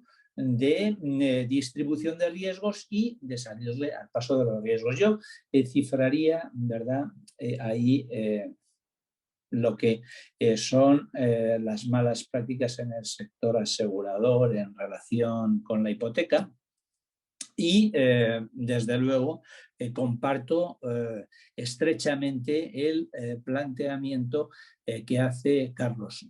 No puedo decir lo mismo de lo que ha dicho don Gonzalo del Servicio de Reclamaciones del Banco de España, porque es sumamente desesperante saber que todo el trabajo de este servicio es papel mojado. Los bancos lo cumplen si quieren y si no quieren, no lo cumplen y ya está. Y que vayan a los tribunales. Y luego, en cuanto a la función supervisora del Banco de España, me gustaría saber qué sanciones se han impuesto, porque pareciera que no hubiera malas prácticas. Y desde luego comparto el planteamiento de Carlos Lluch de la publicidad de las sanciones, pero también de la necesidad de que se pongan, que yo, o sea, a lo mejor es que no me entero, pero no sé que se hayan impuesto sanciones por estas malas prácticas, ¿no? Y para terminar, no sé cómo voy de tiempo, Vanessa. Bien, Carlos. Voy bien. Bueno, luego sí que me interesaría resaltar una cuestión muy importante y también para poner de manifiesto el empoderamiento de las personas consumidoras. Ya no vivimos en el tiempo del contrato por negociación. Ya no vivimos por merced a las leyes protectoras, empezando por la Constitución y por el texto refundido de la Ley General de Defensa de los Consumidores y Usuarios, en el mercado de son lentejas. Las tomas o las dejas. No. En este mercado existen los derechos de las personas consumidoras. Y las personas consumidoras tenemos el derecho a acceder a los bienes y servicios que conforman nuestro bienestar en el mercado interior, sí o sí. O sea que lo tomas y si hay abusos, puedes liberarte del abuso. El consumidor tiene derecho a productos, entre ellos, por supuesto, el seguro o el crédito hipotecario, sin abusos. Entonces, esto nos obliga a cambiar la perspectiva jurídica con la que nos aproximamos al contrato de consumo, porque nos dicen, es que esto ha sido muy transparente, es que le advertimos de todo, es que le dimos tropecientos papeles, es que ya lo sabía, es que este señor ya sabía en qué se metía, ahora que se aguante. No, pues ese planteamiento no es así. La transparencia, el inundarle a uno de información, el leerle la cartilla de lo que va a firmar, el llevarle al notario y darle una lección de lo que significa la hipoteca, no sana el abuso. Si el abuso existe, tú aunque pongas 8 firmas, el abuso no se sana. El consumidor tiene derecho a productos y servicios sin abusos. Y el consentimiento del consumidor sobre el abuso no lo sana. Esto es muy importante porque nos dicen, mire, el consumidor vino aquí y se le dijo que contrataba a la vez un seguro. ¿No ve usted aquí la firma? Incluso a lo mejor le han grabado firmando pues su pena de muerte. Bueno, pues aunque haya firmado, por mucho que sepa, si hay abuso, eso no se sana. Y cuando el Tribunal Supremo, porque lo triste y lo lamentable es que el Tribunal Supremo en muchas ocasiones adopta este planteamiento, cuando el Tribunal Supremo dice que era transparente, que el consumidor sabía y que por eso queda vetado el control del contenido, adopta la posición de que el contrato de consumo fuera un contrato por negociación, que el consumidor tuviera capacidad para modificar las cláusulas. Y el consumidor es evidente que no tiene capacidad de negociar las cláusulas. Entonces, si se trata de cláusulas impuestas, aunque sean transparentes, si producen en contra de la buena fe un desequilibrio perjudicial para la persona consumidora, son abusivas y nulas de pleno derecho, ¿no? Con esto no quiero desdeñar el papel de la transparencia, pero el papel de la transparencia en la contratación contemporánea es relevante porque el consumidor tiene derecho a recibir información, tiene derecho a que se le comuniquen las condiciones del contrato, tiene que saberlo antes de contratar, pero el consumidor lo que no tiene es obligación de estudiarse esas condiciones. El consumidor tiene que guardarse eso porque luego si hay un conflicto podrá tener ahí elementos y bases de cotejo para poner de manifiesto que hay un abuso. Y esto en la hipoteca, ahora en la hipoteca inmobiliaria es especialmente cierto porque, como ustedes saben, tras la ley de contratos de crédito inmobiliario se ha establecido la obligación legal de información previa al contrato, cuyo incumplimiento determina la nulidad de pleno derecho de las cláusulas que no respeten esa obligación, la obligación de depositar los formularios de las hipotecas en el registro de condiciones generales de la contratación. De manera que el hipotecado, cuando firma la hipoteca, le van a dar un número del depósito y ya cabe, por esta garantía de publicidad, que el consumidor coteje el contenido del formulario que está inscrito en el registro de condiciones generales de la contratación con su escritura. Y si hay una divergencia en su perjuicio entre el contrato y lo publicado en el registro, la cláusula divergente es nula de pleno derecho, siempre, como digo, que la divergencia sea en perjuicio de la persona consumidora. Por tanto, existen garantías. La transparencia es importante, pero es necesario que en el marco de la contratación general sepamos, como dice el mismo Tribunal Supremo, que no se trata de averiguar si en el contrato hay vicios de consentimiento o no, sino que de lo que se trata es de realizar el control de transparencia y el control del contenido, es decir, averiguar si el profesional, si el predisponente, que es el que redacta el contrato, ha cumplido con sus obligaciones de información previa y ha cumplido con su obligación respecto al control del contenido de respetar los derechos de la persona consumidora en el contrato. Y bueno, Pues dicho esto, yo creo que ya he dicho unas cuantas cosas y no sé si habrá margen para que debatamos, ¿no? Pero en todo caso os agradezco la atención y también la invitación. Muchas gracias. Gracias a ti, Carlos. Ha quedado muy clarito y seguro que surgen ahí más cuestiones y han surgido más cuestiones para posteriormente resolverlas en el debate. Y por último, voy a dar paso a don Fernando Santos Urbaneja, fiscal de consumo, para que de alguna manera nos cuente qué es lo que se puede hacer desde la Fiscalía o qué herramientas, de qué elementos disponemos para hacer frente a esas malas praxis. Fernando, cuando quieras.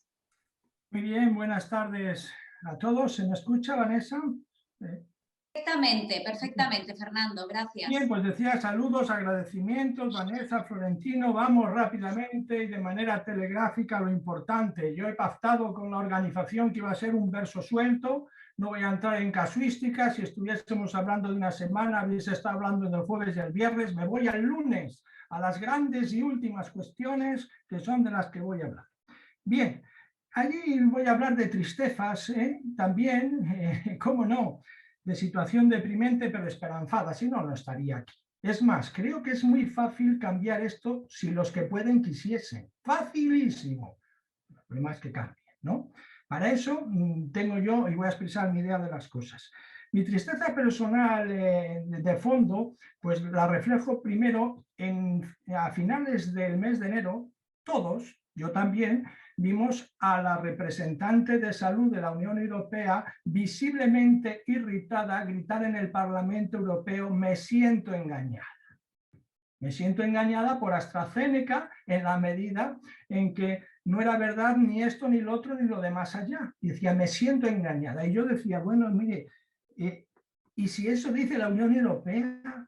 ¿Y si eso hacen con la Unión Europea, qué no harán con el ciudadano medio? Pues lo mismo, abusar, ¿no? Entonces, esta señora se la notaba amordazada, digamos, por una cláusula que tenía en la cabeza, que era la de confidencialidad.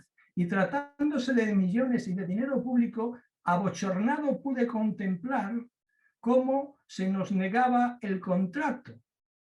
Y que cuando se nos muestra burdamente tachado, para mí, de verdad, esto es difícil de sufrir.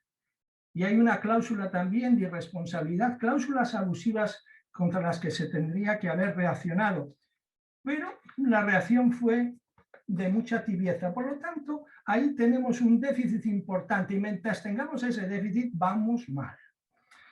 La segunda y más cercana referencia de tristeza mía es el día 15 de marzo del año 2021, a la sazón, y yo no sé si por alguien sabido, Día Mundial de los Derechos del Consumidor. Acabo de escribir un artículo que se titula Día 9 de marzo de 2021, Día Internacional del Pinchadiscos. Porque desde luego yo oí mucho más hablar del pinchadiscos el día 9 de marzo que del consumidor el 15 de marzo, que no oí nada. Con lo cual, si no tenemos tono por arriba, ni tenemos tono por abajo, porque claro, esto de que haya alarma en el consumidor, bueno, no sé, habrá mucha alarma, pero no se nota. Entonces, si no tenemos un tono de arriba y abajo, vamos mal. Estas son las cuestiones, ya digo, que voy a ir desgranando, pero en la medida que vaya descendiendo, no significa que si conseguimos la tercera o la cuarta, no. A medida como no vayamos consiguiendo, actuando en las primeras, vamos mal. Si me acerco porque digo, hombre, el tema de los consumidores debe ser un poco como el aire y la cometa. Si no tenemos ese impulso, si no tenemos la térmica, no va a volar la cometa. Por lo tanto, yo creo que ahora es la hora no es de entrar en la micro, sino en la macro. Es la hora de... Aquí están siguiéndome 446 personas, pues pueden ser dinamizadores de esto, ¿no? Es decir, como una bomba de racimo para espolear esta situación. Si me acerco a las tristezas judiciales, que ya son las mías, realmente el tema del consumo yo lo asocio a las acciones colectivas. Las acciones colectivas, ahora que sea la tercera, reciente y tercera directiva y decepcionante directiva en materia de acciones colectivas. Yo digo que hay dos enfermedades mortales sintéticamente en las acciones colectivas. Mientras no tengamos un juzgado con competencia estatal, no hacemos nada. Es imposible aterrizar en una baldosa un avión. O tenemos eso. No digo, curiosamente, la Audiencia Nacional lo único que no tiene es salas de lo civil y lo mercantil. No digo que tenga que ser la Audiencia Nacional, me sirve lo de Alicante, el juzgado de marcas, pero tiene que estar bien dotado. Si no, esta es enfermedad mortal, o sea, si no lo tenemos, pleguemos. Segunda cuestión, regular la ejecución de las acciones colectivas masa, porque si no asistiremos a la ignominia de haber ganado 2 sets y haber perdido el tercero, y el tercero es no poder ejecutar, con lo cual esta es otra. Hay otras que llamo yo para que sea saludable, ¿no? Es decir, si conseguimos que estas dos y tenemos vida, para que tengamos salud, me voy a referir un poco a lo de la actividad. O sea, aquí o somos proactivos los que tenemos que ser proactivos o no hacemos nada. Y me refiero primeramente a mi casa, la Fiscalía. Mala noticia.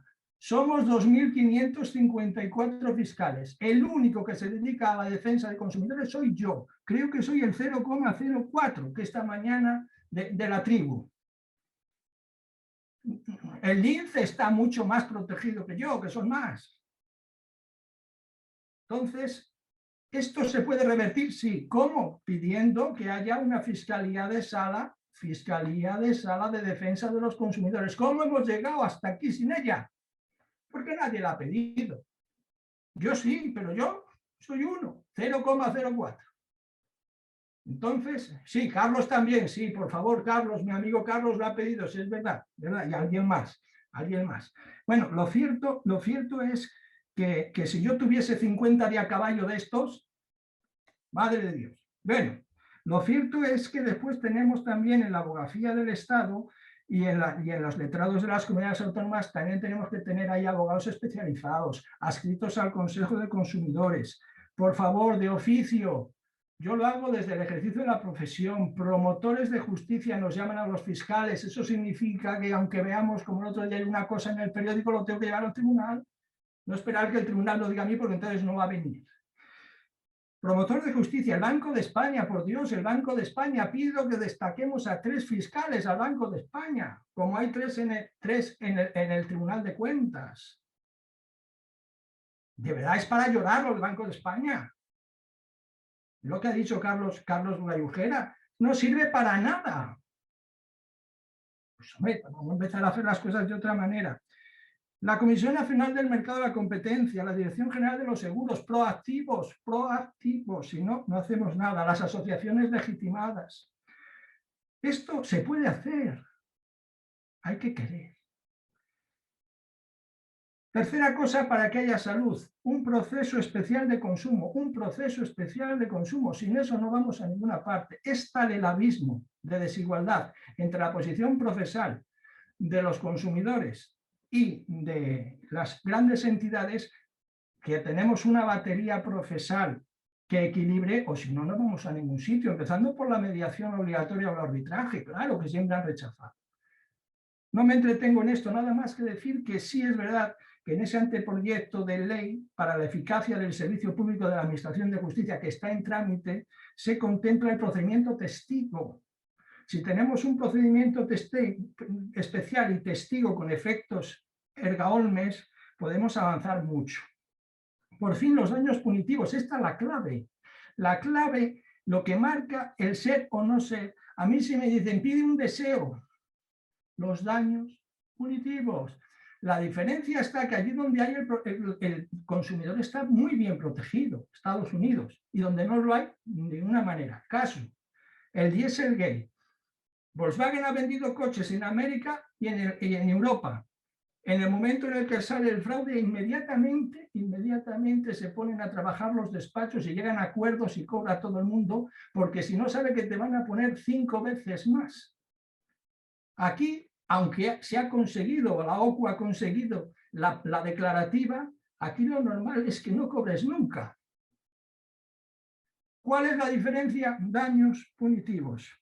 Por lo tanto, estas son mis propuestas. Yo ahora mismo, mirando las cosas de lejos y no mando en mi inteligencia, yo lo que veo que hasta estas grandes, que las han denominado extraterrestres y otras lindezas, esta tribu donde no está la banca, solo las energías, la comunicación, me da la impresión que organizan el gobierno y la oposición. Creo que controlan todo, las dos orillas, hasta el punto de que yo creo que hay ciertas concesiones que ellos mismos programan, bueno, pues para quitar un poco de presión al sistema. Pero yo lo que nunca consigo y tengo muchas propuestas son reformas inquietantes. Inquietantes ni una. ¿Sí? Estamos en un status quo donde esta tribu está perfectamente cómoda y los consumidores perfectamente incómodos. Y hombre, esto debe en algún momento ir digamos que equilibrándose. Estoy terminando. Digo que vuelvo al lunes. Si no tenemos una sociedad que reivindique, no tendremos el aire que suba la cometa. Lo demás es apacentarse de viento, ¿no? Y termino con una cosa que me importa mucho como fiscal. Nosotros tenemos una de las vocaciones más queridas, la defensa de los discapacitados, de los mayores.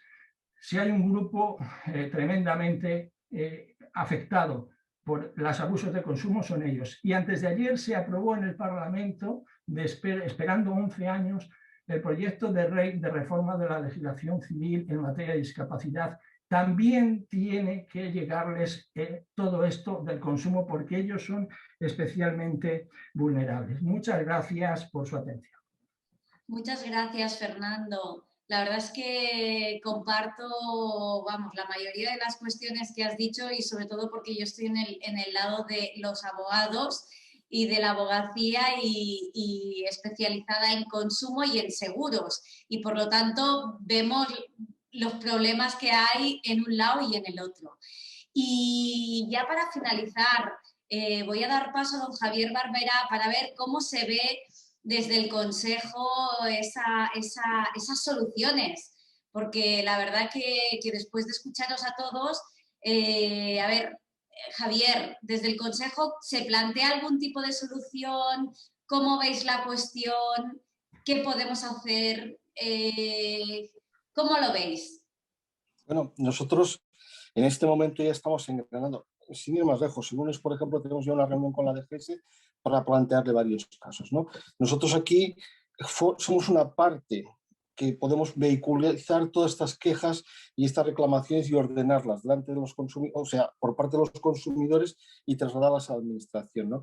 Como veis, hay muchos frentes abiertos, como veis, hay diferentes departamentos aquí a los que podemos acudir, pero lo que hemos hecho desde el primer momento, habéis visto que nos hemos primero informado de cuál era el problema para tenerlo más o menos documentado, no presentarnos ante la Dirección de Seguros, que es nuestro órgano regulador y aquí tenemos que acudir y decir, bueno, venimos a quejarnos porque la gente se queja. No, la gente se queja, no. Mire, tenemos un informe, tenemos datos, tenemos cifras, hemos preguntado y esto es lo que queremos hacer. Díganos usted, y además nosotros como Corporación de Derecho Público, ¿en qué le podemos ayudar a la Administración? Porque tenemos representación en toda España y por lo tanto queremos ayudar a la Administración a que los consumidores puedan también presentar sus reclamaciones, ¿no? Esa es la primera cosa que estamos haciendo en este momento y repito que estamos hablando del lunes, una propuesta que la tenemos ya materializada. Y lo demás, hay una parte que ya nos hemos reunido con ellos, ¿no?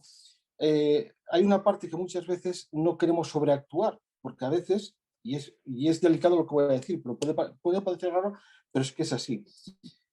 Cuando nosotros ponemos por encima de la mesa los derechos de los consumidores, algunas veces se nos ha acusado que no defendemos derechos de consumidores y que defendemos nuestros negocios. Y esto es muy triste, pero es una realidad. Por lo tanto, hemos de ser muy cuidadosos a la hora de defender estas posiciones. Lo hemos de hacer desde una posición, como he dicho antes, de Corporación de Derecho Público, ayudados por la mediación y planteando delante de la Administración todas aquellas cuestiones que ya estamos denunciando y que vamos a seguir denunciando para ayudar a los consumidores y, lógicamente, para poner en valor nuestra profesión.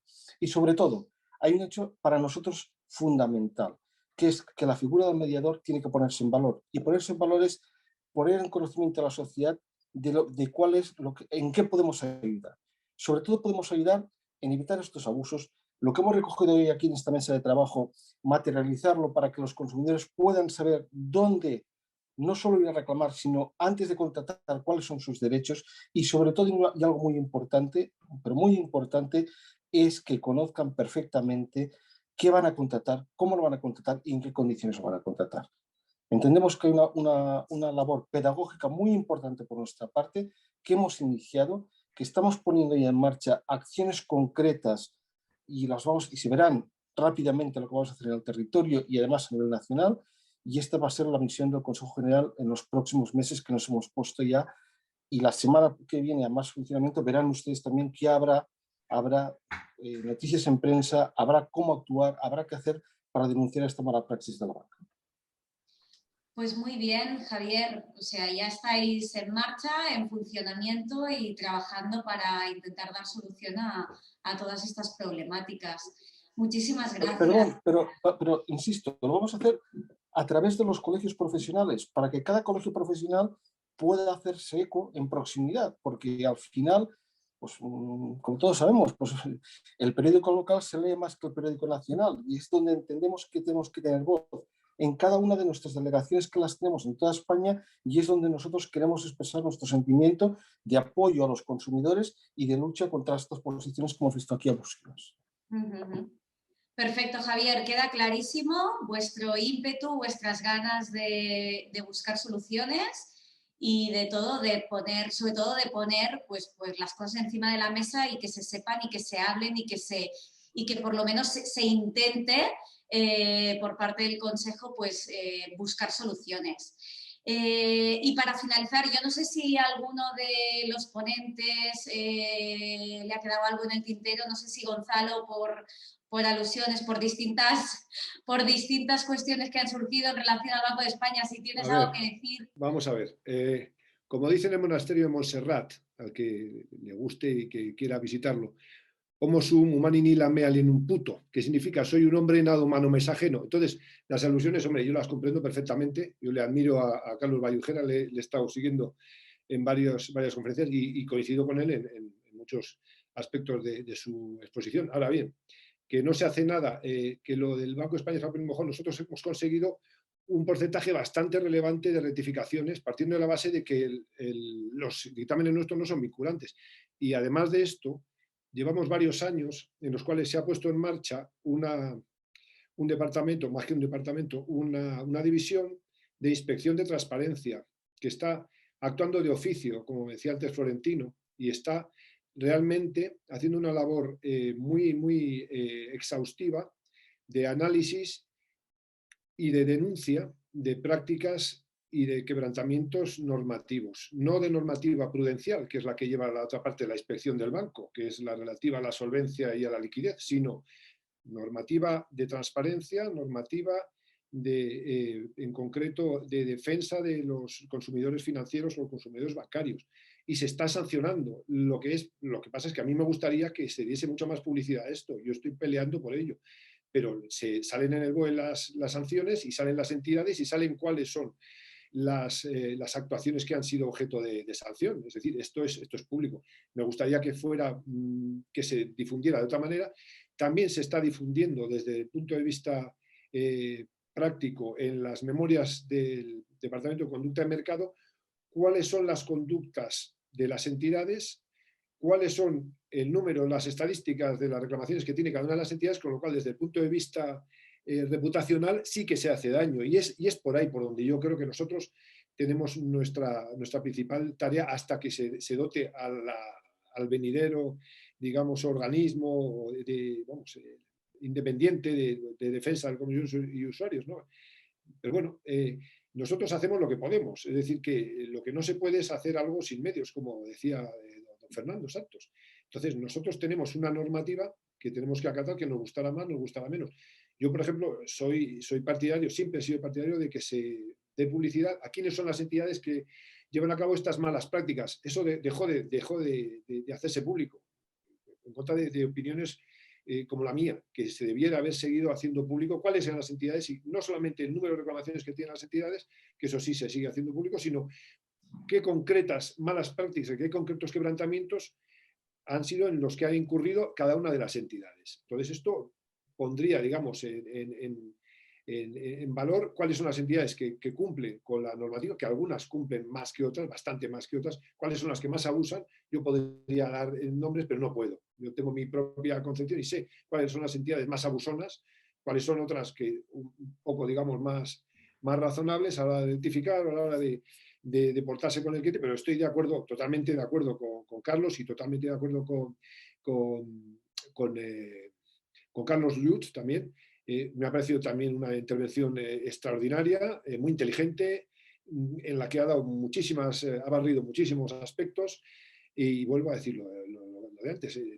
Desgraciadamente, nuestras resoluciones son papel mojado en el sentido de que no son vinculantes, pero son prueba documental para poder presentar ante los tribunales, y nosotros estamos esperándonos en hacer unos buenos informes. Es decir, incluso en aspectos en los que no tendríamos por qué entrar, como los gastos de formalización. Es decir, estamos dando un asesoramiento gratuito como mínimo al consumidor. Y entonces, digamos que en el momento en el que nuestra actividad pase a llevarla este otro organismo independiente, que está ya previsto, y bueno, está prevista la creación de este organismo, se está demorando más de lo que sería deseable, pero es muy complejo desde el punto de vista jurídico, también desde el punto de vista presupuestario es complicado. Nosotros estaríamos deseando que se empiecen a hacer las cosas de otra manera y que se pueda soslayar el artículo 24 de la Constitución, la tutela judicial efectiva para las entidades que también tienen derecho a ella, por medio de un sistema que se pretende que sea vinculante hasta ciertas cantidades y que las entidades tengan que cumplir con el principio solvet repete. Tienes que pagar, en este caso pagarían las entidades en el caso de que se vieran compelidas a ello por el informe, y luego podrían recurrir, pero por de pronto el cliente se vería satisfecho a priori con sus pretensiones. Entonces, bueno, hay muchas cosas que tienen que cambiar, desde luego tienen que cambiar. Y también estoy de acuerdo con Carlos Bayujera, que se ha quedado corta la ley de crédito inmobiliario, tiene muchísimas carencias, pero también es verdad que antes de esta ley no teníamos ni eso. Es verdad que puede ser, que se puede interpretar que es una transposición adulterada de la MCD, de la Directiva de Crédito Residencial, pero al menos tenemos algo que no teníamos antes, y es la posibilidad de que los clientes puedan acudir a otras compañías para poder contratar los seguros a los que se les obliga a contratar, a suscribir para poder darle la financiación, cosa que evidentemente yo también entiendo que podría considerarse como una sobregarantía, y de hecho entiendo que desde el punto de vista, desde la perspectiva del consumo, que es a la que realmente tenemos que ceñirnos un poquito, que es una perspectiva totalmente diferente a la perspectiva civil, a la perspectiva mercantil, porque se parte de unos presupuestos absolutamente diferentes y es muchísimo más intuitiva del consumidor, la persona consumidora. Y evidentemente está cambiando mucho en España esto. Gracias a Dios se está cambiando el tema de IRPH, se está cambiando el tema de los gastos de formalización, se está cambiando el cláusula suelo. Estamos avanzando, cosa que no se había hecho en muchísimos años. Entonces, claro, es verdad que las entidades ahora mismo, y termino, dado el estrechamiento del margen financiero que tienen en las operaciones de préstamo, lo que están dedicándose es a ganar dinero de otras maneras, con las comisiones de mantenimiento, con las comisiones de intermediación en seguros y en las comisiones de intermediación en productos de inversión. Esto es así, nos guste o no. Entonces, claro, ellos se revuelven. Ahora tienen las fintech, tienen más competencia. Entonces, es verdad que hay unas prácticas abusivas y además inveteradas de hace muchísimos años, y nosotros estamos intentando ponerles coto también desde el punto de vista desde nuestras atribuciones, y desgraciadamente con la poca virtualidad que puedan tener desde el punto de vista al menos jurídico nuestros informes, pero por lo menos, insisto, son un asesoramiento creo que bastante completo y gratuito al consumidor, y le pueden servir también como mínimo como prueba documental. Pues muy bien, Gonzalo, muchísimas gracias, y no era una plaza fácil para ti hoy. Lo sé, pero bueno, yo soy consciente de esto. Vamos a ver, yo lo primero de todo soy consumidor también. Entonces, es que consumidor, la verdad es que somos todos, en un momento u otro vamos a serlo todos, y por eso es un tema que nos afecta especialmente. Y hasta aquí llegamos, señores, llevamos 2 horas y media. Agradecerles la sesión de hoy. La verdad que ha sido una sesión magnífica, con grandes ponentes, y con más de 400 personas conectadas después de darles, entre comillas, la chapa durante 2 horas y media. Y la verdad que creo que es un éxito rotundo. Hablaremos más de esta cuestión, seguro. Y muchísimas gracias a todos, sobre todo a todos los asistentes, a todos los participantes y, por supuesto, a los ponentes y al Colegio de Mediadores de Seguros de Alicante. Muchísimas gracias por organizar esta jornada y seguimos ahí, seguimos hablando, seguimos buscando soluciones y seguimos trabajando para cambiar y para hacer que las cosas sean un poquito mejor. ¿De acuerdo? Muchísimas gracias a todos. Un placer.